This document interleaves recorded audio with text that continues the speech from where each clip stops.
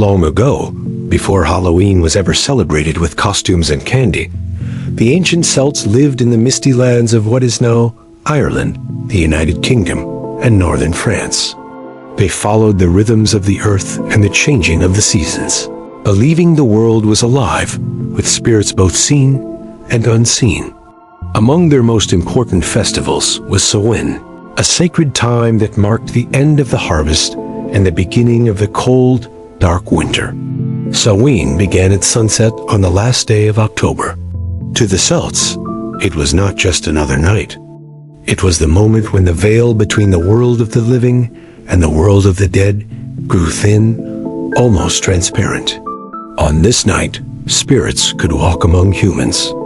Some spirits were gentle and kind, visiting their loved ones, but others were believed to be dangerous, wandering the earth and seeking to cause harm or mischief.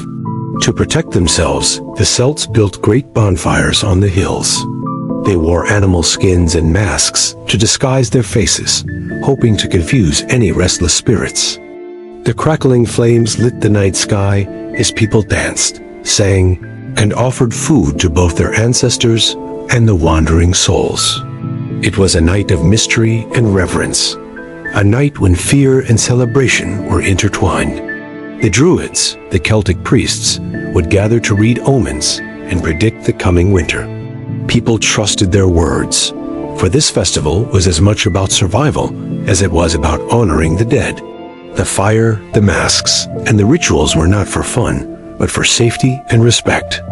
Though they did not know it yet, the traditions of Samhain would one day transform into the modern holiday the world calls Halloween. As the night of Samhain deepened, the great bonfires burned higher, casting long, flickering shadows across the fields. Families huddled together, whispering stories of ancient spirits and heroes who once crossed between the living and the dead. The Celts believed that this night was not only a time for ghosts to walk, but also a time for powerful magic. It was a rare and fragile balance when the normal rules of the world could bend.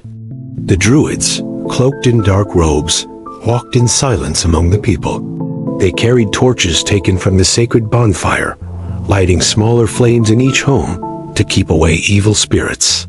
These flames symbolized protection and the hope of surviving the coming winter.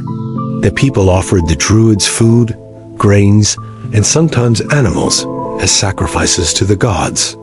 These offerings were meant to keep the spirits satisfied so that they would not bring sickness or misfortune. It was also a night of divination. Young people gathered around the fire, tossing apple peels into the flames and watching how they curled. Some gazed into bowls of water, trying to glimpse their future loves or fortunes. Though fear surrounded the festival, it was mixed with curiosity and a sense of wonder. The unknown was frightening, but it also held power. The Celts believed that if a spirit recognized a living person, it might follow them home. To avoid this, people wore frightening masks and strange costumes, blending in with the ghosts that roamed the roads. Travelers carried carved turnips lit with embers to light their way and ward off danger. Samhain was more than a festival. It was a night when everyone, from the youngest child to the oldest druid, shared in the dance between light and darkness. Centuries passed, and the Celtic lands were no longer untouched. Roman legions marched through fields once ruled only by druids and mist. With their empire came roads, stone walls, and new gods. Yet the Romans did not erase Samhain entirely. Instead, their traditions slowly intertwined with the Celtic ones, reshaping the old festival into something new. The Romans had their own autumn celebrations. One was Feralia, a day in late October when they honored the dead. Families visited graves, made offerings, and whispered prayers to the spirits of their ancestors. Another was a festival for Pomona, the goddess of fruit and trees.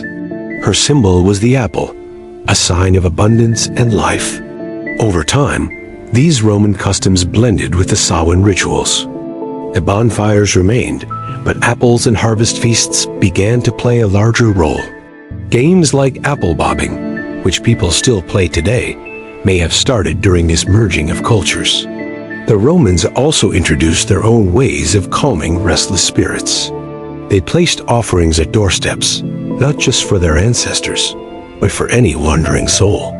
The Celts adapted this idea, turning it into a practice of gift-giving to keep mischief away. Gradually, the festival became more complex. What was once purely a Celtic night of fear and reverence became a shared tradition of multiple peoples, layered with beliefs and symbols. Yet beneath these changes, the core of Samhain remained. The people still believed that on the last night of October, the barrier between worlds weakened. They still lit fires and wore masks. Even as empires rose and fell, the spirit of that ancient night continued to burn like an ember hidden under centuries of ash, waiting to glow again.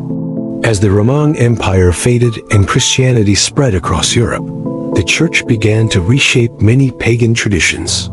Samhain was no exception. The Church saw the deep roots of the festival in the lives of the people and understood that it could not simply be erased. Instead, leaders decided to give it new meaning. In the 8th century, Pope Gregory III declared November 1st as All Saints' Day, a time to honor holy men and women who had died in faith. The night before was called All Hallows Eve, which over time would become known as Halloween. Many ancient Samhain customs remained hidden beneath this Christian layer. People still lit candles to guide spirits and wore disguises to protect themselves from evil forces. But now, these acts were often described in Christian terms. Instead of fearing old gods or wandering spirits, they prayed for the souls of the dead. The bonfires became smaller, but the idea of keeping light through the darkness continued. Bells were rung to drive away wicked spirits, and prayers were whispered for loved ones who had passed away. In medieval villages, children and the poor went from house to house on All Hallows Eve, offering prayers for the souls of the dead in exchange for food or coins. This practice was called souling, and it carried echoes of the old Celtic belief that generosity could protect against spirits. Some wore simple masks, not just for disguise, but to remind others of the thin line between the living and the dead.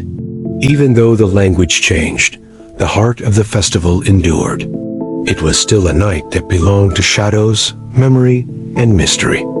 Halloween was slowly becoming something entirely new, a bridge between faith and folklore.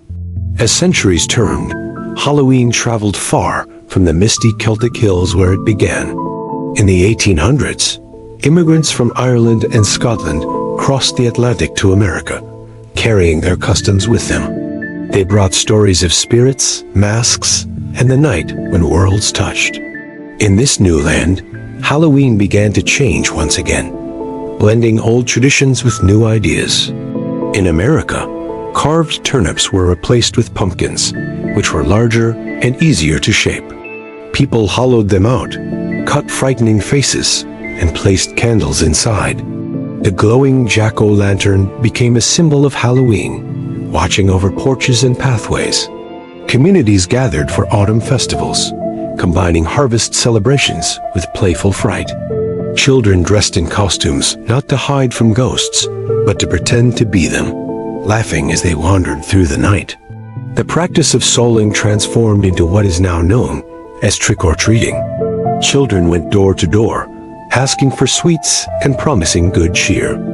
The meaning shifted from fear and faith to fun and festivity, but its roots remained in the ancient belief that generosity could keep harm away. Games with apples, stories of spirits, and nights filled with lanterns grew into a beloved holiday. By the 20th century, Halloween had become one of the most celebrated nights of the year in the United States. Though many no longer remembered Samhain or All Hallows Eve, the echoes of the past still whispered through every pumpkin and costume. It was a night of masks and magic, a night where the world seemed just a little more mysterious.